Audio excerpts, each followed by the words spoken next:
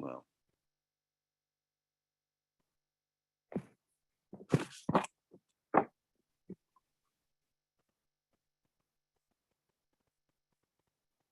so Kevin, how are we in the opening the doors? Good. We're at about 40 now, and I suspect we'll get a few more in the next couple of minutes, but I think we're good and we're Can I get started? Now, so, yeah. All right. Well, welcome everyone. My name is Rand Wentworth, and I'll be the host for this lecture series on the road to Glasgow. I'm the Lewis and Gabrielle Bacon Senior Fellow in Environmental Leadership, and I teach a class in environmental politics in the spring. As is just abundantly clear to everyone on this call, virtually every country in the world has been harmed by heat waves, violent storms, wildfires, floods, drought. So climate change is no longer this sort of distant kind of what if threat. It's causing devastating harm right now. So to avoid irreversible climate catastrophe, representatives from 200 countries and NGOs are planning to gather in Glasgow, that's as if COVID lets them, this November, to negotiate a global plan of action. The urgency is clear, but countries have very different views on how to move forward. Here at the Harvard Kennedy School, of course, we study policy and diplomacy and negotiation. All of these skills are going to be really essential to find a way forward in this greatest of global threats. So in this series, we'll strive to understand some of the interests behind the stated positions. And usually we expect that this will be a variety of tensions between a country's desire for climate action and the potential harm to the economy. So in the weeks ahead leading up to Glasgow, this lecture series will host a series of global climate leaders. And we're going to ask them to reveal, help examine the negotiating strategies of China, India, Africa, other developing nations, and of course, the US and the EU. Today, however, we're going to start with China. China has announced that they will be at net zero by 2060. China produces more solar panels than any other country on Earth, but they also run more coal-fired power plants, over 1,000, vastly more than any other country. And they provide 70% of the financing for countries outside of China to build new coal-fired plants. So while acknowledging the responsibility of the United States and other countries, perhaps the biggest question coming with us, at us in Glasgow will be, how soon will China begin to shut down its coal plants? And how soon will it stop financing new coal plant construction outside of China? So the hosts of this workshop are the Gabrielle and Lewis Bacon Environmental Program at the Center for Public Leadership, and also co-host the Belfer Center's Environment and Natural Resources Program, which is home, by the way, of the website Climate at HKS. If you want to know anything about what's happening, go to Climate at HKS. And also CPIC, the Climate, Energy, Environment PIC here at the Kennedy School, is a co-sponsor. Well, our speaker today, we're really thrilled to have Michael Davidson. Professor Davidson teaches at the University of California, San Diego, and he studies renewable energy, especially in emerging markets. Professor Davidson received his PhD at MIT. He was a postdoc here at the Kennedy School, and his dissertation was on low carbon transition in China. The moderator today will be Henry Lee, and Professor Lee, as many of you know, is the faculty director of the Belfer Center and the Environment and Natural Resources Program. He also co-chairs the Arctic Initiative and the Decarbonization Initiative in China. And before he came to the Kennedy School, Professor Lee spent 9 years working in Massachusetts, as the director of the state's energy office. So with that, Henry, I'll turn it over to you. All right. Thank you very much. And it's a pleasure to be here this afternoon. And it's a very big pleasure to be talking with Michael Davidson. I know some of you may not know Michael, but I've worked with him for a number of years. And I think he's one of the most informed and insightful scholars on China. And I think you're going to hear a lot about him in the years ahead.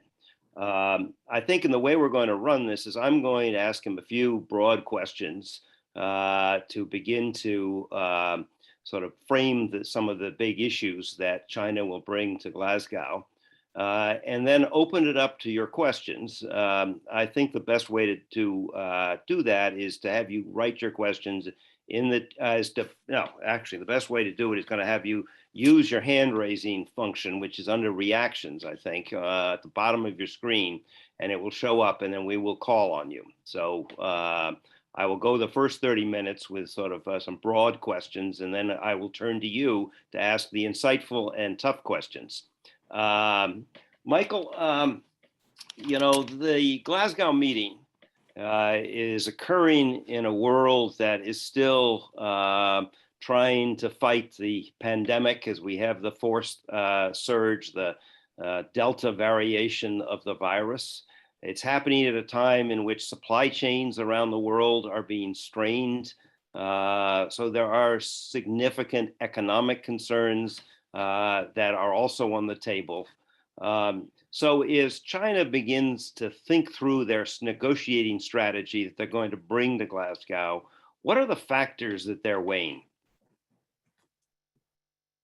Yeah, thanks for the question, Henry, and Rand for the invitation. Great to be with you all. And I think there's quite an interesting set of confluence of events that are happening this year around Glasgow. Certainly, we had a delay of a year from the COP from last year, and so there's a lot of anxiety, anticipation for folks to get back to the table and to make good on a number of remaining issues with the Paris Agreement, as well as to recommit and to enhance pledges that were made under the Paris Commitment by 2030. So I think a lot of emphasis is going to be on that. We've already seen some commitments, new commitments coming out of EU. Biden has indicated that they're going to make a new commitment for 2030. And then China's commitment, both the long-term 2060 carbon neutrality, as well as the some enhanced targets for the 2030, which would go under the current first round of the Paris Agreement. All of these things have been on the table since last year, and I think there's a lot of anticipation for folks to get those on the books and to push forward. So I think that's probably the most important, significant thing that's going to come out of Glasgow. There's a lot of other developments, as you mentioned, around supply chains as well as infrastructure. A lot of emphasis is going to be spent on how you can green the recovery from COVID and how much is going to be going into fossil infrastructure. So a lot of unanswered questions, I would say. And I think it's going to be a really interesting set of discussions now and leading up to Glasgow.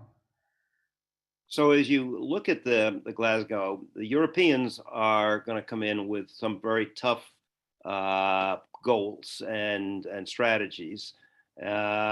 Is China going to back some of these, or are they how are they going to weigh their economic development priorities and their climate priorities? I mean, there seems to be a fair amount of tension around these issues in China right now. And how are they going to try to fit this into the Glasgow negotiations? Yeah, I think you're right. I think the EU, in the US, we had 4 years of interregnum where we've been essentially a climate pariah. And in that time, it was only the EU that was creating any sort of pressure on China to enhance its commitments. And China did, in response, in last September, coming up with the 2060 carbon neutrality goal, which is 10 years shy of the EU goal, the 2050 carbon neutrality goal. And so I think while China was very explicit to try to not link those two, the fact that the EU had been pushing China in a series of bilateral meetings for months and months, and then in September at the UN General Assembly, Xi Jinping announced this commitment. I think while China was very careful, was very clear not to explicitly link those, not to make it a joint announcement as they did with the US in 2014, 2015, the EU's pressure did have some impact on that. You can't deny that. But you also have to recognize that China is moving much beyond this phase where they need to be strong armed by another country in order to make climate commitments. I think that's a time of the past. They're also much beyond the time where they need to have some corresponding commitment from, for example, the U.S. in order to make climate commitments. I mean, this was a solo commitment, a series of commitments that China had announced, and that just reflects that there's some changing domestic constituencies around climate change. I think it's very clear that the 2016 announcement caught a lot of people by surprise. It was not fully incorporated in the planning for the 14th five-year plan, which was released in March of this year. And there's still a lot of early shifting, a lot of kind of messy planning and target setting and different kinds of activities in China right now to align with this long-term goal.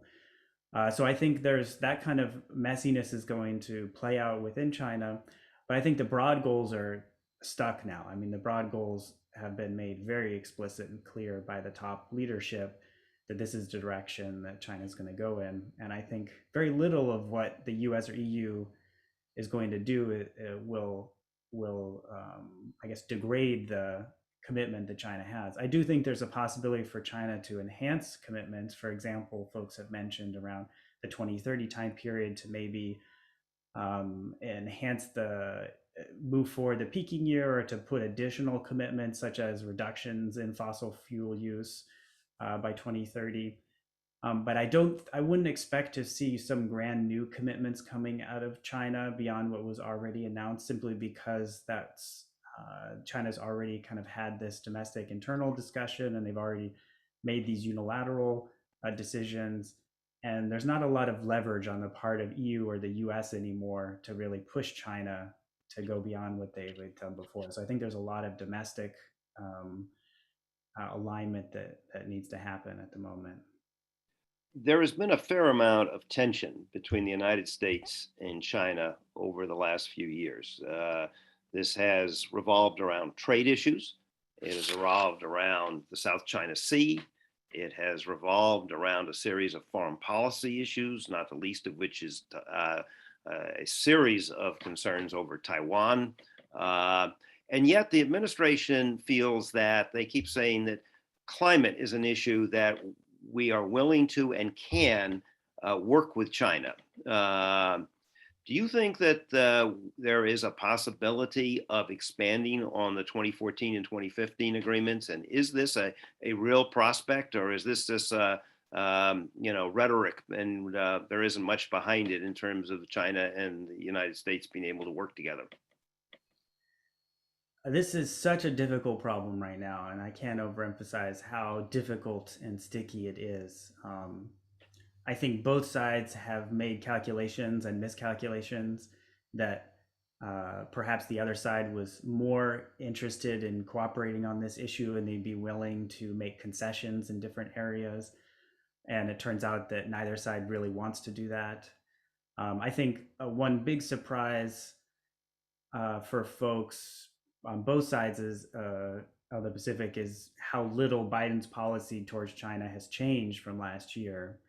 And we've seen it's good politics in Washington right now to not only play up competition with China, but also the innumerable existential threats posed by China. And there's an important and very real debate occurring in Washington right now about engagement with China.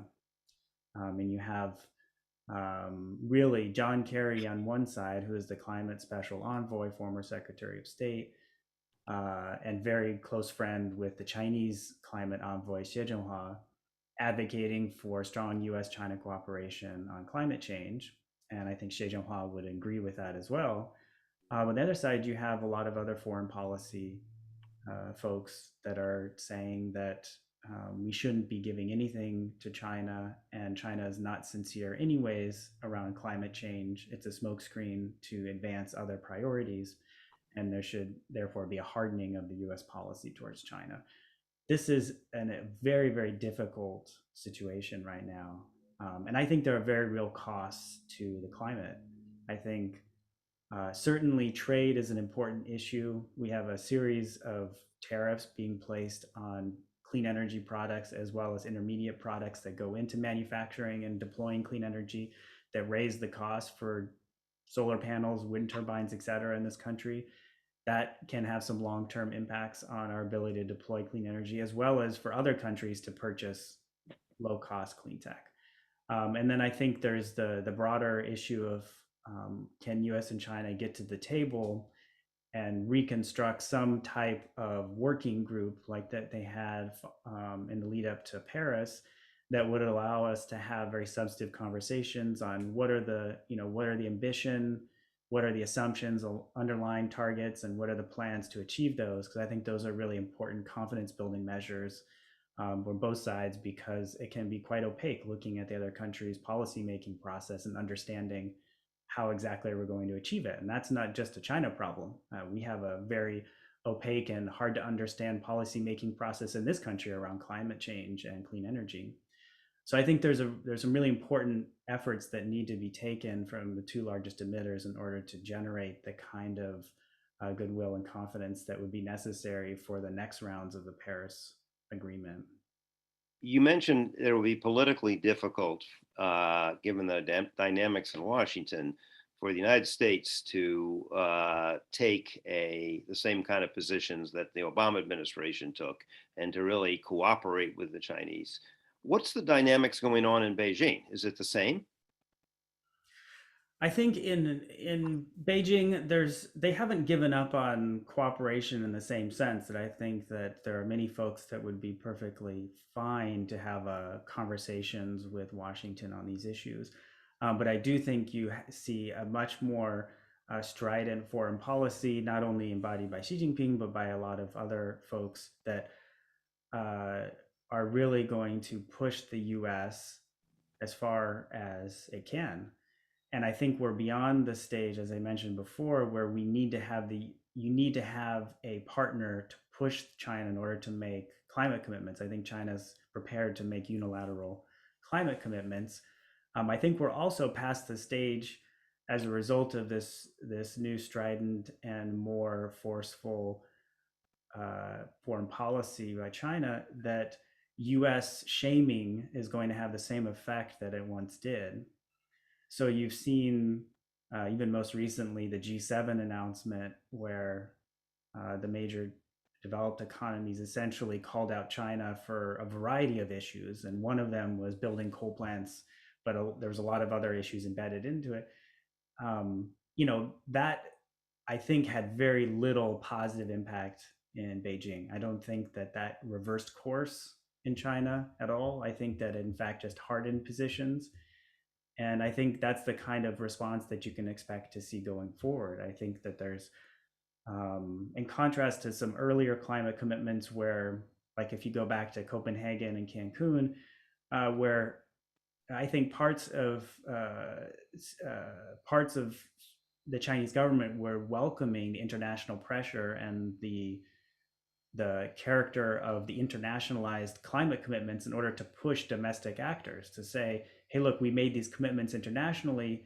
You need to follow this, not only because we say so, but because we made this promise internationally. I think China's moved beyond that stage where they're using international targets as a mean to push domestic actors, and it's really the other way. And so as a result of that, it's very difficult to see a pathway for generating any kind of meaningful international pressure on China in the traditional sense. I think we're going to see a lot more domestically focused changes in China, and we do see some of those, where we do see a lot more commitment, generated by the new carbon neutrality. We see some movements on finance. We see a lot of other really interesting activities. These are like mostly domestic driven at this point. And I think that's the kind of the new tenor of what's shaping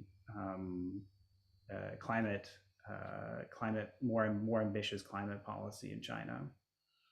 Let me ask you before opening it up,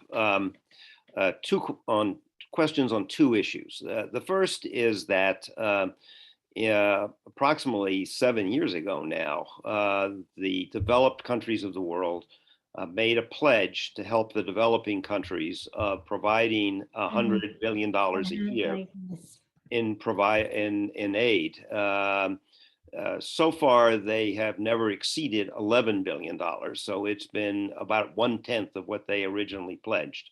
China was a strong advocate of having the developed countries make this pledge.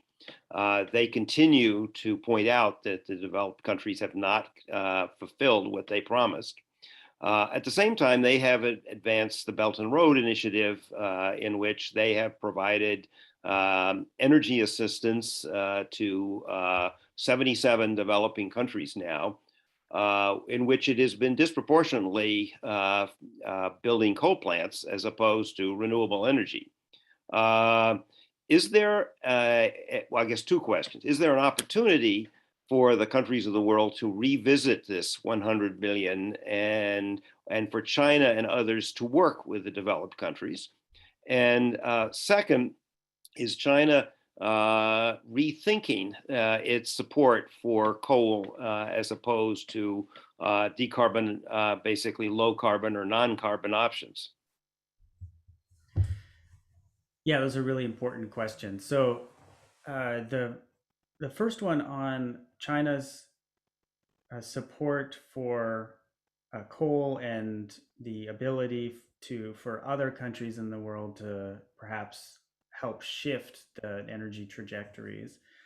China has never really opposed this kind of approach where, partnering on different projects or talking about cooperation on the Belt and Road. I mean, I think they very much welcome it. And the Asian Infrastructure Investment, AIIB, which is headquartered in Beijing, but it has a lot of participants from around, shareholders from around the world, except the U.S., is this one indication that they're really looking for other folks to buy into their vision. Now, folks may not actually buy into their vision. They may not think that China is being sincere. They may not think that China is going to allow for other traditional aspects of aid around governance reforms, et cetera. But nonetheless, I don't think there's a hard and fast position in China that would oppose cooperation. I think what instead you see is that there's a lot of demand from host countries, and there's a lot of important research on the drivers of coal development in developing countries.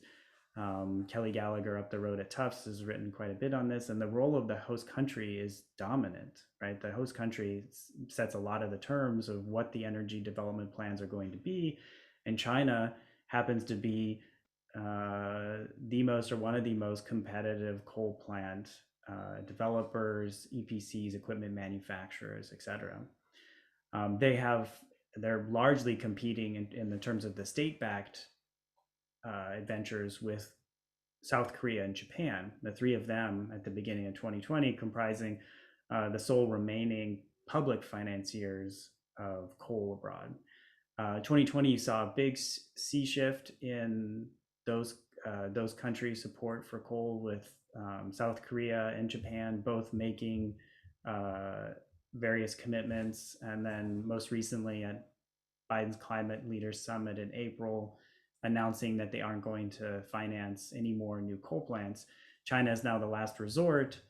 And so there's a big question, a lot of pressure on China now to see if they can shift that more to clean. I think, a couple of developments are happening in the meantime. Certainly COVID has had an impact. Actual coal projects have declined dramatically without really any policy intervention. At the same time, you've seen some institutional moves within China.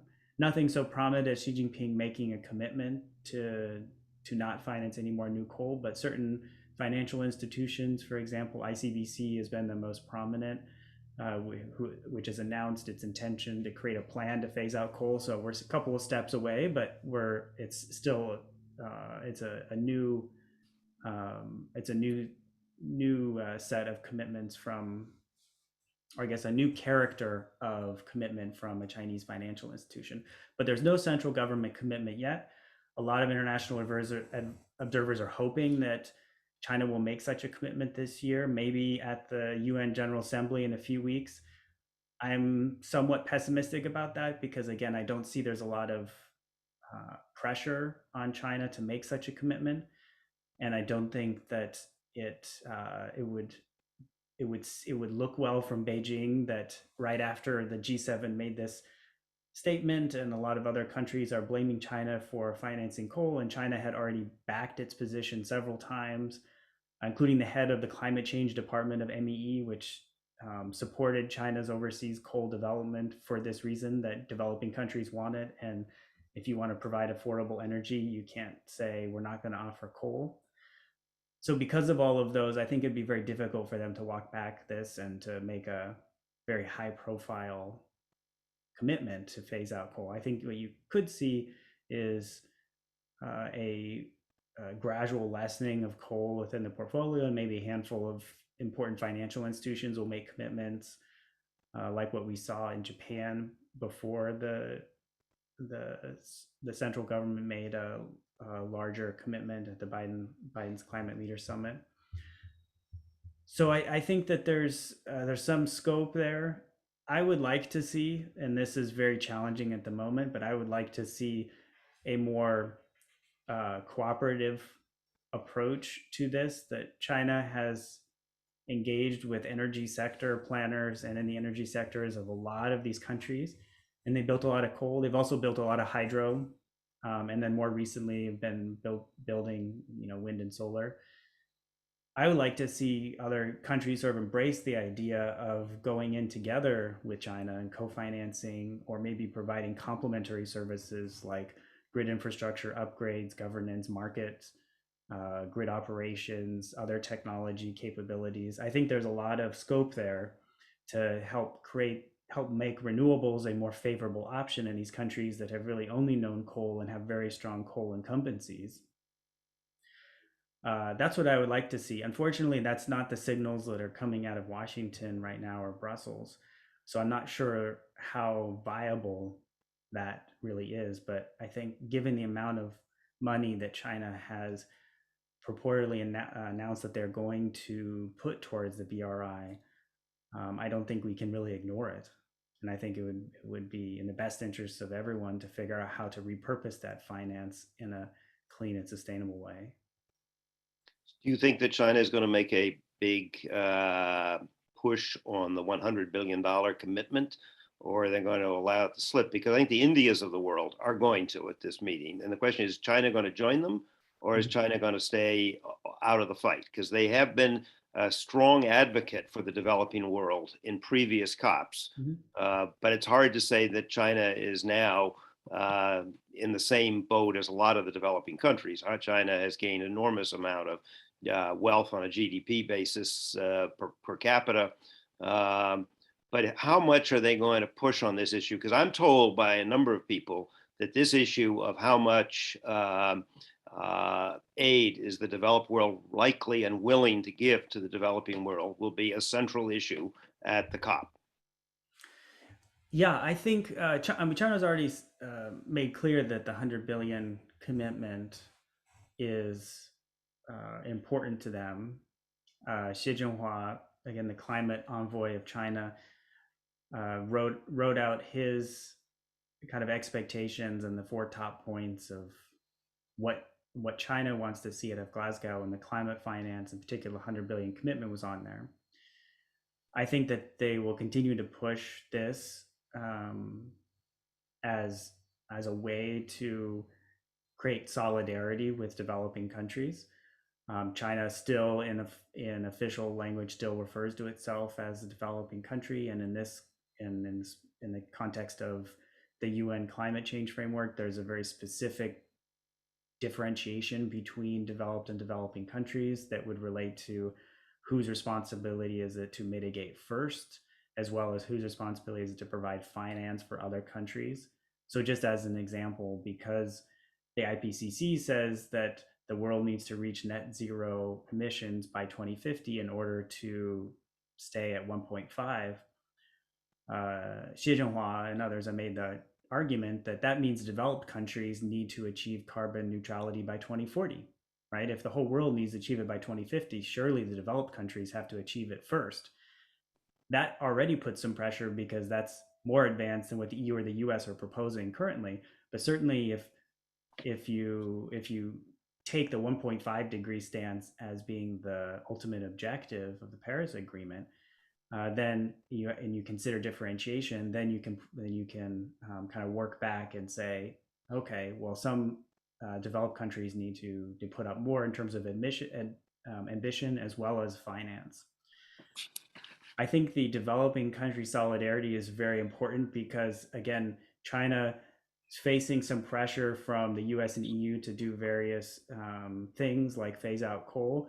But on the other side, China can generate more positive foreign policy outcomes for itself by creating solidarity with a larger group of countries and saying, we're not going to listen to these rich countries that say they don't want to give you cheap energy. We're going to provide you what you want. We're on your side.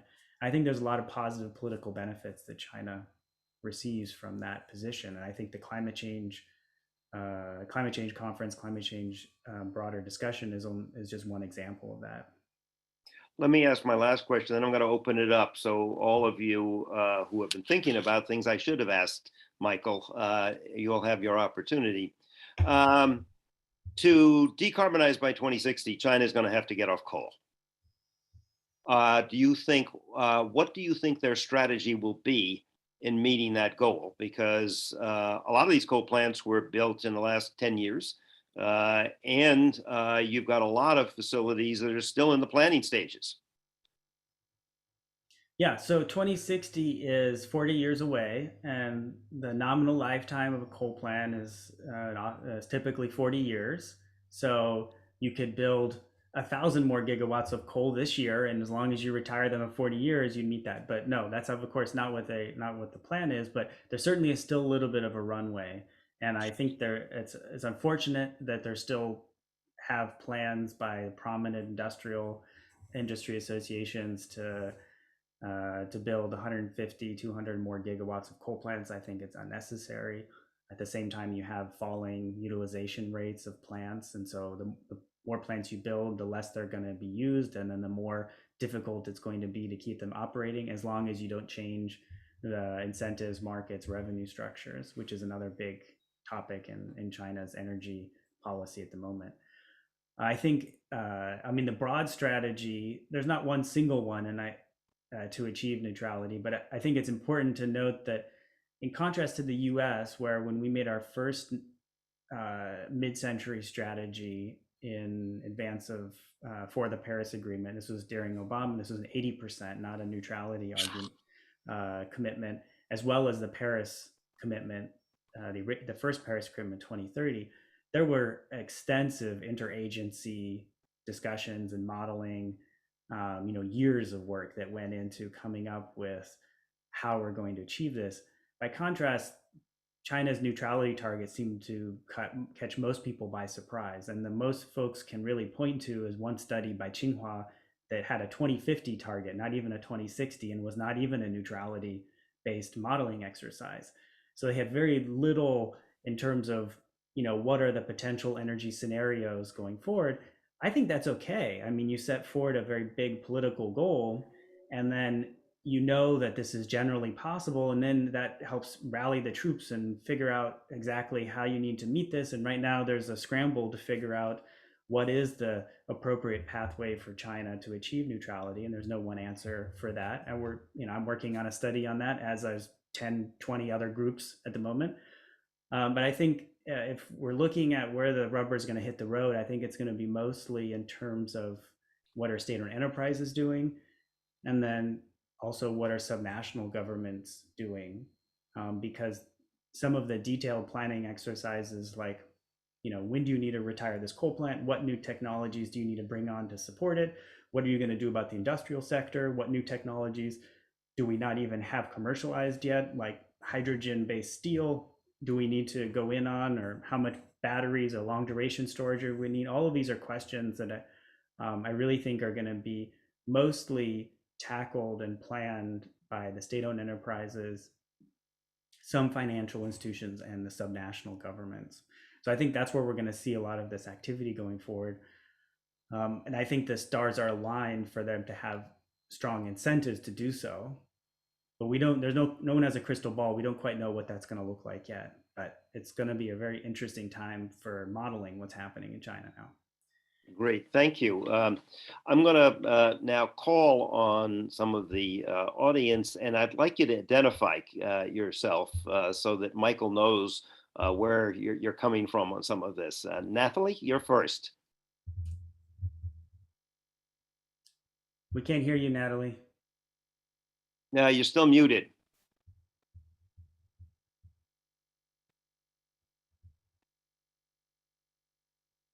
No. No. I'll tell you what, I'm going to go to Jonathan. I'm going to come back to you. Okay, Jonathan? Hello, my name is Jonathan Mock. I'm a postdoc in the Belfer Center working with Henry, and nice to see you again, Michael. So my question is, how is this new push for common prosperity in China you see it affecting transitions to clean technology in terms of innovation, as well as in terms of cooperation and kind of strengthening certain enterprises? And how does that whole paradigm shift that seems to be evolving affect net zero trajectories? Thank you. Yeah, that's a tough question. I don't know how that's going to affect this. I think we have a series of kind of milestones for climate change targets and policy windows. And so you have the 5-year planning window. We've got 2030 in Paris. We have the 2035, which is when Xi Jinping announced they're going to achieve socialist modernization and ecological civilization targets associated with that. I think I was wrapping my head around what those ideological implications were, and I think it was broadly, going in the direction that reframing low carbon solutions, sustainable low carbon solutions, as engines of economic growth as opposed to barriers or draws on economic growth. So if those fundamentals change, and it seems like renewables or getting rid of coal is going to be a much more costly way of delivering energy, I think that is not bode well for all of these carbon neutrality plans. And so I think at the same level, trying to maintain low energy prices, control inflation, and a lot of these other macroeconomic priorities are quite important and salient, as well as employment across the fossil industries. I think all of these questions are going to be very important for in the eyes of the central leaders, and I'm not quite sure I think the implications for the more recent tech crackdown, and as well as the common prosperity and a lot of other ones, has been about this private state sector divide, and to what extent is China really doubling down on SOEs as being the main engines of growth versus a robust private sector. And I think pretty much everyone has a dog in that fight except me. I kind of feel, either way, I would be happy. But the challenge here is that the energy sector is a lot more state-owned and state-directed and has a much stronger connection to the state than almost any other industry, and especially tech. And so I'm very hesitant to draw any conclusions about what's happening in these other very vibrant private sector firms and very competitive, innovative industries, and applying that to the energy sector, because that's just not the history of what happens in China in these areas. Now, there's maybe one exception around some kind of smaller-ish energy sector reforms, but focused on kind of retail and energy service companies and things like that.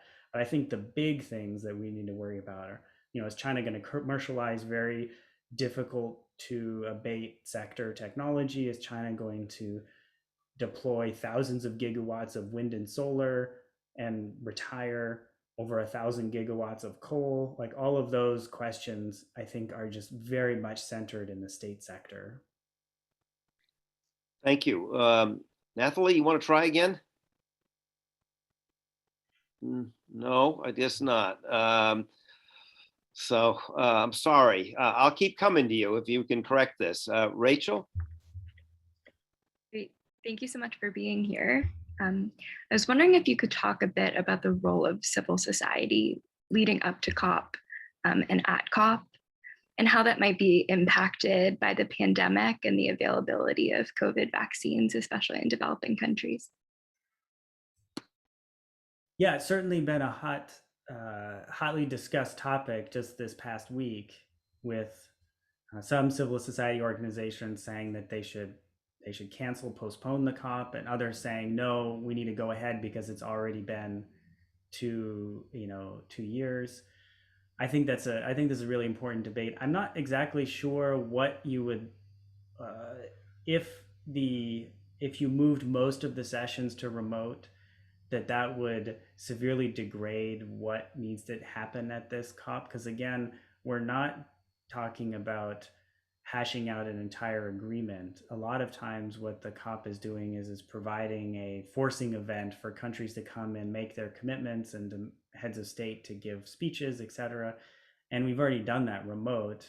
China, Xi Jinping gave his carbon neutrality speech remote last year. So, there's precedent for engaging in those kinds of high level discussions that way. So, I mean, I guess, I'm not sure what it would mean in terms of the substantive outcomes of the negotiations, but certainly it has a big impact on who can travel and what sorts of quarantine implications there are, and vaccine mandates and all of those at Glasgow. So yeah, I think it's going to be more challenging for non-governmental organizations to engage in that.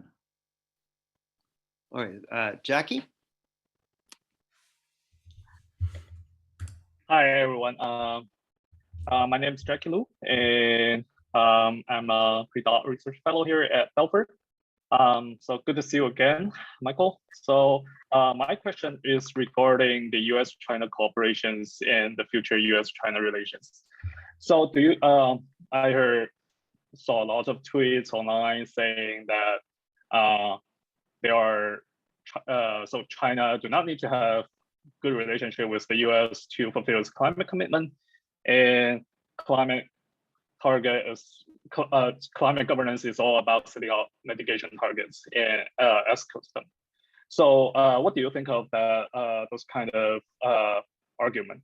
And are there any areas of cooperations that can benefit both the U.S.-China relations and global climate governance? Thank you.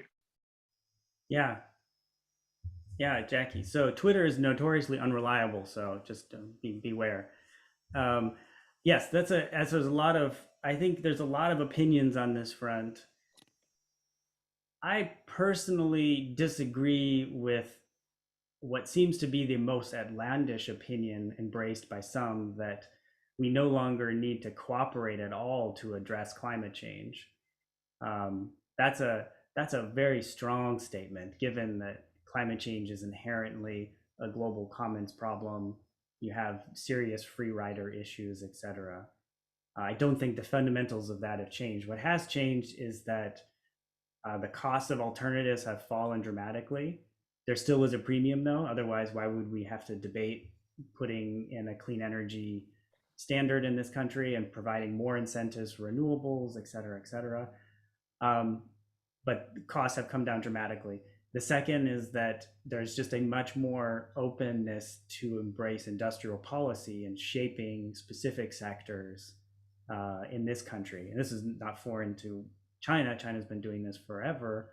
And now the US and others are more embracing of these industrial policies. And industrial policies is it's a tightrope walk, because you can easily turn industrial policies into a hammer with which to engage in all sorts of other geopolitical competitions and to engage in trade fights, protectionism, etc. And that can have long-term negative repercussions on the ability to scale up clean tech at low cost. So that's to say, I think that we're entering a new period where there are some new debates and there's some new politics around that are shaping climate engagement outside of China. But I don't think the fundamentals that this is still a global commons problem that has free rider issues, as well as recognizing the fact that the reason why we have such low cost technology now that we could even consider in this country to implement a 2035 100% clean energy goal is because of globalized supply chains that have to do with economies of scale, have to do with relatively unfettered free trade in these goods, and the very strong role of China in scaling up the manufacturing of these components. So I think there's a real cost if we try to engage in too much protectionism, too much emphasis on making everything in the US, for example, by using trade measures like enhanced tariffs and quotas. So I think there's a big cost to doing that. And I think just more broadly, this has already been recognized by several folks that the US China tensions can have negative repercussions. And this wasn't, a handful of NGOs and other think tanks have come out with statements to this effect. But then even more recently, we've seen reports that this is in the White House, and John Kerry believes this. And even the Chinese side has also said US China tensions are threatening engagement on climate change. So I think that's a very real, once both sides now essentially agree that this is a problem, we know that it's becoming a problem. And this is despite the fact that you've had significant amount of engagement. It's not like the US and China have, only been communicating via one red telephone. I mean, you've had a lot of engagement, right? I mean, John Kerry and Xi Jinping supposedly had 18 meetings this year. This was reported in the New York Times. So they've met a lot, supposedly, and they've had 2 in-person visits, including one most recently at the beginning of September. Still failed to resurrect the same level of working group cooperation and other aspects of the U.S.-China relationship, just because it is so difficult. But I think I think both sides are now recognizing this is a problem, but there's on both sides also some very intractable issues that are preventing more substantive cooperation. I think it's 18 hours as opposed to 18 days, but It was 18 meetings. or maybe. Well, I don't know. I don't know when that could have happened that many times. Not in but person. anyway. I got calls, but okay. Oh, okay. I'll reread the article, but okay. Anyway, Raymond. Thank you so much. And thank you, Michael, for such an interesting discussion. I'm Raymond. I'm a senior at college and a research assistant in the Harvard Project on Climate Agreements with Rob. I'm curious to have a prospect of China market alongside the issue of Article 6. So understand that Article 6 has been an outstanding issue in the Paris rulebook. And one of the reasons because China has been, raising issues or second opinions about, the hot air from Kyoto Protocol. And will the launch of China's carbon market change that prospect? Maybe, could China want a more stringent and robust Article 6 coming out of COP26 after like the successful or unsuccessful launch of their carbon market? Mm-hmm. Yeah, well, I think Rob Stavens would have a more insightful take on the nuances of Article 6. I can, but what I can just talk about is the part of the reason for China engaging in the carbon markets. So establishing a carbon ETS that with all of the language to make it seem like it's very similar to the EU's, even though in fact it's very different, is to help establish some comparability and eventually hopefully link with other large emissions trading systems and the EU. But as a result of that, not only gain access to new revenues, but also to avoid any kind of carbon border adjustments, which are tariffs placed on imported goods from countries that don't have carbon policies that are sufficient according to the importing countries. And China very much opposes that. And so I think you'll see discussions around Glasgow and everywhere else to avoid and to maybe discourage or to otherwise put up barriers for countries to legitimately put in place carbon border adjustment tariffs. And on the other hand, to establish some kind of global carbon trading system now that China has a national carbon market so that China can participate in. I think that's a really uphill battle because China's carbon market is just full of holes, and I think it's very challenging to really justify linking it with the market like the EU that has a lot more environmental integrity. But I think that's the standpoint that China's coming from when it's coming to talks and thinking about global carbon markets. Michael, we've got about 7 more minutes, so if there's anybody with additional question, I will try to sort of expand on Raymond's question, because I read the chat. Nathalie's question was along the lines of border adjustments, but you've got the European countries have embraced carbon pricing and carbon markets.